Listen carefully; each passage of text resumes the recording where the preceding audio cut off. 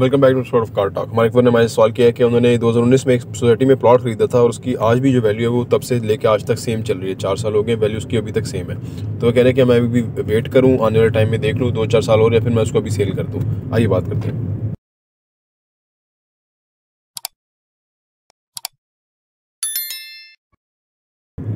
देखिए जी, प्लॉटों का तो ये दौर ही नहीं रहा जब से रजीम चेंज हुआ था। अनफॉर्चुनेटली पाकिस्तान में बहुत नुकसान हुआ। 125 रुपये पैसा रुपया डिवैल्यू हुआ। जो ओवरसीज थे उन्होंने डॉलर्स रोक लिए। मुल्क की इकानमी का बेड़ा गर्क हुआ, ठीक है। और कोई भी उस चीज़ का जिम्मेदार नहीं है। सब क्रेडिट लेने के चक्कर में कि जी हमने $2 अरब IMF से साइन कर लिया। भाई आपने तो 100 गंडे भी खाए, वो प्याज भी खाए और 100 जूते भी खाए हैं, और फिर भी आप जो है ना वो अभी भी खुशियां मना रहे हैं, बगरे डाल रहे हैं। मुल्क को बेड़ा ही गर्क हो गया, इकॉनमी की तबाही हो गई है। तो प्लॉट्स तो उस वक्त से मर गए हैं। प्लॉटों वाले बेचारों की जो आहें और सिसकियां हैं वो हम सुनते रहते हैं, लेकिन अनफॉर्चुनेटली वो क्या करें, वो वेट ही कर सकते हैं। और कुछ तो ये जो पार्टी आई है इसी को सपोर्ट करते हैं, और कुछ तो फौज के जो जनरल थे उनको भी सपोर्ट करते थे। तो उनको भी बुरा नुकसान हुआ है इस चीज़ का, तो आपका भी नुकसान है। अच्छा, अब आप कहते हैं मैं बेचूं कि नहीं बेचूं। अभी तो जो सूरत हाल है वो स्टिल वैसी ही है, पिछले 1.5 साल से वैसी ही सूरत हाल है कि कस्टमर प्लॉट खरीदने खरीदार है ही नहीं है। ऊपर से कंस्ट्रक्शन महंगी हो गई है। घरों का जिनका बजट था, आप सोचे जिसका बजट घरों के पहुंच गया था, वो बजट भी 30-35% कम होगा, क्योंकि इतनी महंगाई हो गई है। 38% महंगाई है, तो उसका बजट 30% कम हो गया। आप समझ लें जो भी हुआ, जितना भी हुआ, लेकिन महंगाई से फर्क तो पड़ा।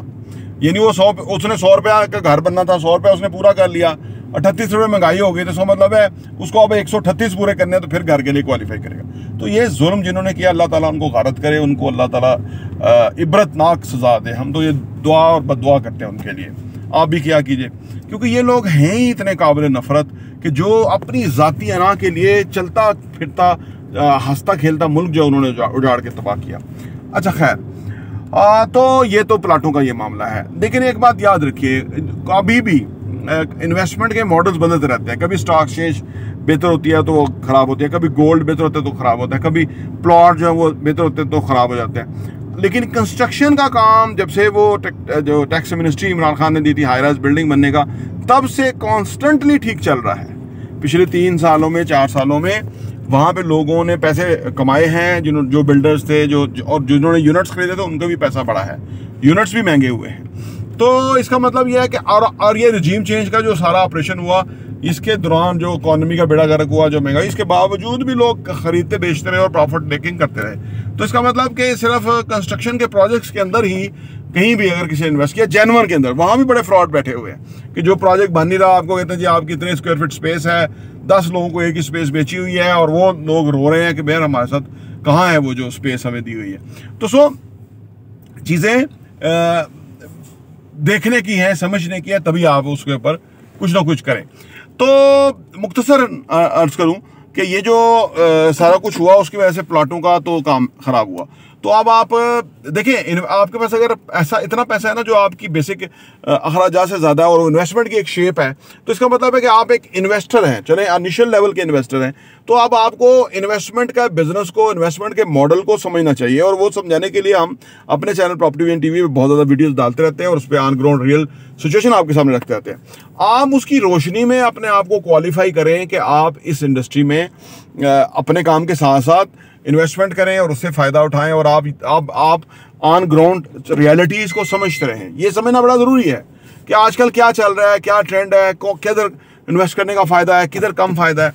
और दूसरी बात, इन्वेस्टमेंट के लिए ना 2-3 चीज़ें बड़ी बुनियादी है। मैं यह बात कहता चला जाऊँ कि पहली बात यह है कि कभी भी इन्वेस्ट करते हुए ये ख्याल रखना है आपने कि आपका पैसा लॉस्ट नहीं होना चाहिए, ठीक है ना। आपका पैसा घटना नहीं चाहिए, आपका पैसा फंसना नहीं चाहिए, आपका पैसे से खोना नहीं चाहिए आपको। दूसरी बात, जब भी किसी भी शोबे में इन्वेस्टमेंट करने के लिए जाएं तो ये कोशिश करें कि आप बहुत बड़ी इन्वेस्टमेंट ना करें। एक छोटा सी एक समझ लें कि जिस तरह होता है ना, एक छोटा सा एक आप उसको लिटमस टेस्ट के तौर पे इन्वेस्ट करें और उसको देखें जमा तफरीक करके कि उसको फ़ायदा हुआ, आपको ये कम हुआ, ज़्यादा हुआ, कितना हुआ।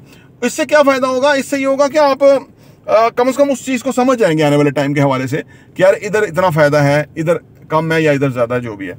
तो ये चीज़ें हैं जो कि आपको इन्वेस्टमेंट के लिए समझनी चाहिए। जो प्लॉट के अंदर आप निकल आए तो बेहतर ही है, क्योंकि जो अभी आने वाला मुस्तकबिल भी वो प्लाटों का नहीं है। तो क्योंकि चीज़ें ना, रियल एस्टेट बदल गई, चीज़ें बदल गई हर हवाले से, तो ये भी जो आपको इन्वेस्टमेंट का है वो भी मॉडल अभी भी बदल गया और बदलता रहेगा। और आप उसको उसके लिए आपको अपने आप को यानी डायनामिक रखना चाहिए कि यानी आप अकॉर्डिंग टू द सिचुएशन अपने आप को चेंज कर सकें, जैसा आप करना चाहते हैं, जो फिजिबल है और जो सूटेबल है आपके लिए। प्रॉपर्टी इंटरव्यू देखने का बहुत बहुत शुक्रिया।